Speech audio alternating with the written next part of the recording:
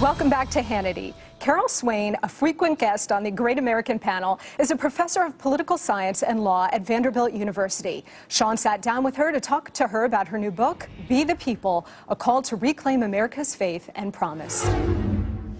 And joining us now, Dr. Carol Swain. How are you? It's so good to see you. So great to be here. It was a great honor to be able to blurb the book for you. Thank you. I've known you now for a long time. But I read the book and I discover all these things about you that I didn't. You talked a lot. I didn't know you were a teenage mother. Yes. And a high school dropout. Yes. I didn't know any of these things. Well, by the grace of God. Yeah, and now you're a big professor after I mean, but it's a great story, honestly. You even talk about, you never viewed yourself as being disadvantaged because of race or sex or social class. No, actually, I was in graduate school before I realized that I was oppressed and that someone from my background wasn't supposed to be able to do any of the things that I had actually accomplished. You mean they told you this? I learned it in graduate school, you know, theories of oppression and how oppressed, I was as a black woman born in poverty. And when I look back at it now, I don't know if I would have attempted the things that I did if I had known, that all the odds were against me. So for whatever reason, it was as if I had blinders on. I just wasn't aware that I was so disadvantaged. But is it because your experience you weren't treated this way? I mean, my mentors were conservative. Okay. Mostly white men, and I was sort of, people said, you can do it, and I really felt like the world was a meritocracy and that if I worked hard that I could accomplish things. And I did. I was an honor student, and I did very well. I got early tenure at Princeton. My first book won the highest prize in the profession. And I've won several national prizes, been cited by the Supreme Court, and that is a touching, great American story. It reminded me a little bit of when I interviewed Justice Clarence Thomas. I don't know, did you ever read the book My Grandfather's Son? Yes, I have. Isn't that a great book? It really is. It's a terrific book, and I mean, he was tough on him. And, but he realized, how much love he had. Yes. From his grandfather. You take on a lot of controversial issues in this book, and I'm going to get to those. But before I do, I think I have defined Obama mania, sort of that tingly feeling, loss of all sense of reason or objectivity, just at the sight of the president. Yes. And I think some people still, in spite of all the negative, statistics about his failed policies, people still buy into it. You described it as young people on radio and TV, they couldn't give a single reason for supporting Obama, and they would just repeat the slogans.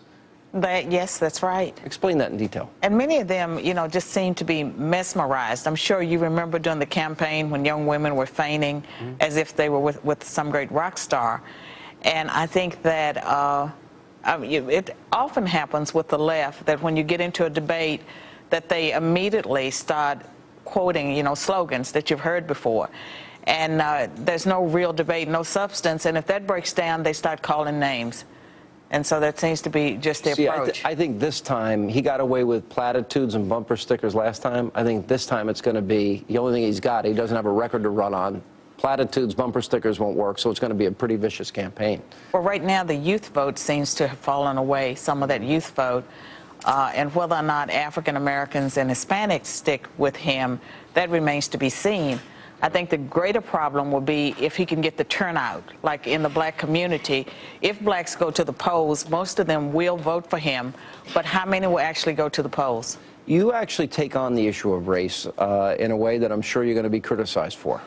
Just having read it and just watching over the years, you say many African Americans responded to the opportunity to elect a candidate who shared their race and political party. And then you said about whites, you said, I believe they saw an opportunity to prove that they had transcended race by casting a vote for a black man. Yes. Do you really believe that people in the black community voted for him because he was African American? Yes. Do you really believe whites wanted to show that they had transcended race?